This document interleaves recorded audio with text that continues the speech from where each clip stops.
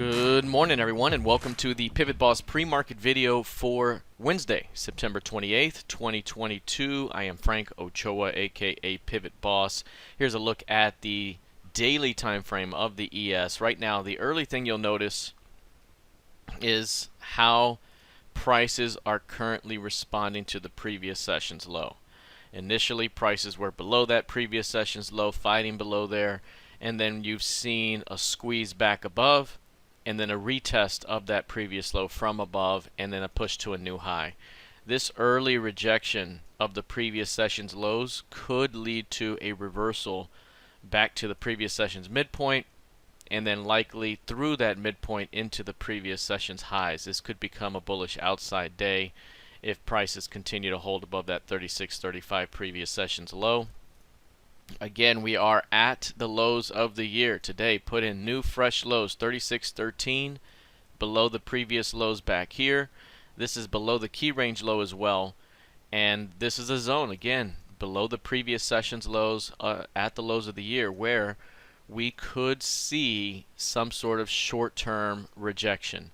And a short-term rejection on a lower low here could lead to a relief rally, some sort of reactionary rally after all of this weakness. We could be overextended to the downside in the near term and get a little bit of a bounce back phase. Again, in order for that to happen, you want to see price push through the previous session's midpoint and close above it today. Ideally, you'd like to see this thing close even through the previous two-day highs. That would create a bullish outside reversal at significant support that could lead to a bounce early into the new month of October. However, given the downtrending price action here, any rally into that zone could be met with selling pressure and another round of weakness ahead.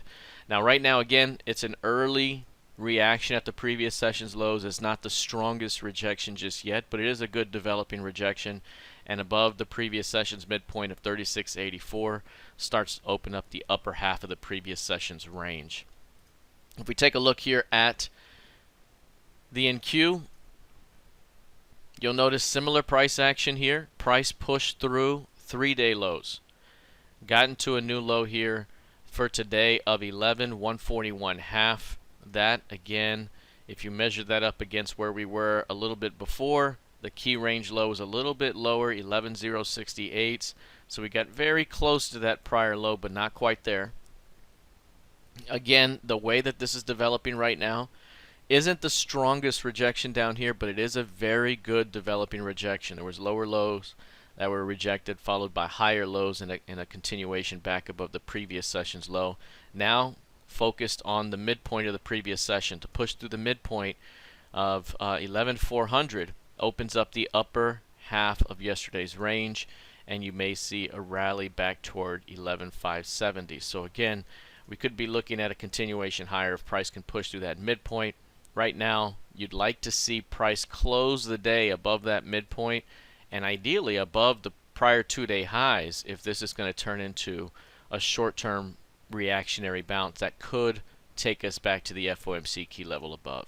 Keep in mind, even if we see some strength here, even if we do see rejections in the ES and the NQ here, these up moves should be considered very short-term oriented. It's not an up move that likely takes us all the way back to the highs, although it could happen. Right now, you're focused 1 to 5 days out. If this thing bounces, you got 1 to 5 days, and you get back to here, and then you see what happens, because this thing has been very bearish, and strength has been very short-lived before you see some sort of turnaround sell action here lately.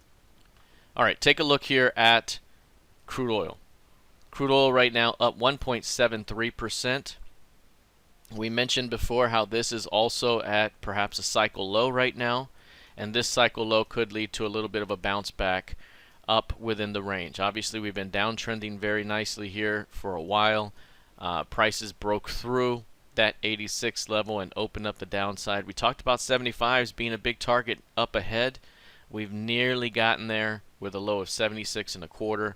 Right now, you're seeing a little bit of a bounce come into play, and that bounce again is paired with a pretty decent overnight rejection. There's a nice 60-minute buy signal down there and a good rejection here that has taken us back to the previous week's close price. If price can continue to stay above the previous week's close, which is 79.40, it could open up the previous week's midpoint back at 82.36. 82.36 would be about right here, and that would be the previous week's midpoint. So if it can stay above yesterday's high, it opens up the previous week's midpoint up above. Again, very similar to the ES right now and the NQ. If this thing does bounce, consider it a short-term bounce within a primary downtrending market. You know, any bounce could be met with selling pressure, and then we're hitting new lows up ahead. If we take a look here at Bitcoin, here's Bitcoin. Again, this one has been very, very close to selling off, very close to pushing through that 18K level. The previous session, price was up 5.5%, 6%, and then closed the day back at the day's open and back below the prior session's close. Big time rejection, big time turnaround. Sell signal here at the previous month's close. Another sell signal here in a down move. Again, on the right edge of this pattern, you're starting to see this rounded top continue to develop, and every single one of these lower highs on the right edge over here is getting us closer to some sort of event, whether it's going to be a breakdown through 18K or now a push higher through 21K. Which way will it be? This pivot very important, that pivot important, and they're rounding off right now. So it's putting pressure here that this zone right now is now the tightly compressed price action that could lead to expansion sooner than later. And again, if it's to the downside, we definitely have some LVNs to go fill in. The next LVN could be as low as 12,500, so we could fill in this entire LVN channel here if we do break down, followed by maybe a bounce back up and trade in here. So again, we're getting closer. Got to continue to watch the edges here. If we take a look at ETH, here's ETH again, 1300, significant CLVN in the charts, and it hasn't seen a reaction at that level yet. It's actually just chopped and traded around it.